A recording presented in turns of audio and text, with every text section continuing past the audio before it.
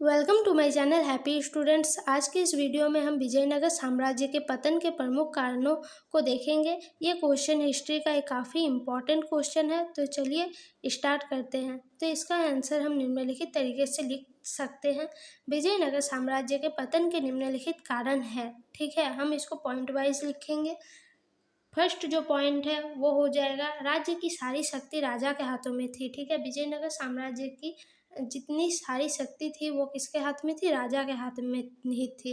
राज्य के प्रशासन में लोगों की कोई भूमिका नहीं थी। राज्य का जो प्रशासन था उसमें आम जनता की कोई भूमिका नहीं थी। अतः उन्होंने संकट के समय राजा की सहायता नहीं की।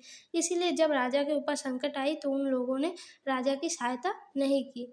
दूसरा पॉइंट, कृष्णदेव राय के उत्तराधिकारी विद्रोही नायक या सैन्य प्रमुखों से परेशान थे। जो उस समय नायक होते थे, सैन्य प्रमुख, उनसे उनके उत्तराधिकारी काफ़ी परेशान थे। इन विद्रोहों ने राजा की स्थिति को कमज़ोर कर दिया।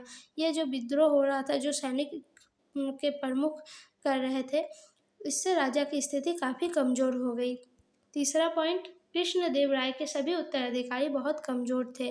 जो सभी उत्तराधिकारी थे वो बहुत कमज़ोर थे। उन्होंने दक्कन सल्तनतों के खिलाफ कई युद्ध लड़ने पड़े। ठीक है, उन्हें दक्कन में सल्तनतों के खिलाफ कई युद्ध लड़ने पड़े। इन सभी ने विजयनगर साम्राज्य को नुकसान पहुंचाया। चौथा जो पॉइंट है वो है, विजयनगर के खिलाफ सल्तनतों का गठबंधन था। अन्य जो सल्तनत थे उनका गठबंधन हुआ और वे एक साथ विजयनगर के साथ युद्ध करने लगे।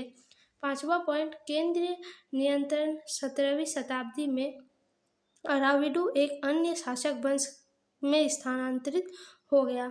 ठीक है, केंद्रीय नियंत्रण में 17वीं शताब्दी में अराविडु क्या हुआ? एक अन्य शासक वंश में स्थानांतरित हो गया, जिस कारण भी इसका पतन और सुनिश्चित माना जाता है। इसका जो 6 नंबर पॉइंट है वो है, 1565 ईस्वी में विजयनगर के मुख्यमंत्री राम राय ने तालीकोटा में बीजापुर, अहमदनगर और गोलकुंडा की संयुक्त सेनाओं के खिलाफ युद्ध लड़ा। वह युद्ध हार गया और मारा भी गया। ठीक है, जो राम राय थे वो तालीकोटा के युद्ध में क्या हुआ? हार गया और उसी युद्ध में वो मारा गया। उसकी हार के बाद विजयी सेनाओं ने विजयनगर के पूरे शहर को तहस नहस कर दिया और 1 साल के भीतर शहर को पूरी तरह से वीरान कर दिया। इसके बाद जो विजयी सेना थी उसने क्या किया? पूरे विजयनगर को तहस नहस कर दिया और 1 ही साल के भीतर जो विजयनगर साम्राज्य इतना उन्नत माना जाता था उसको एक वीरान सुनसान जगह बना दिया। तो ये था विजयनगर साम्राज्य के पतन के प्रमुख कारण। आपको ये वीडियो कैसी लगी कमेंट में ज़रूर बताइए। अगर वीडियो अच्छी लगी हो तो वीडियो को लाइक, कमेंट, शेयर ज़रूर करें और साथ ही चैनल को सब्सक्राइब करें। आप नेक्स्ट वीडियो किस टॉपिक पर देखना चाहते हैं आप मुझे कमेंट में बता सकते हैं। धन्यवाद।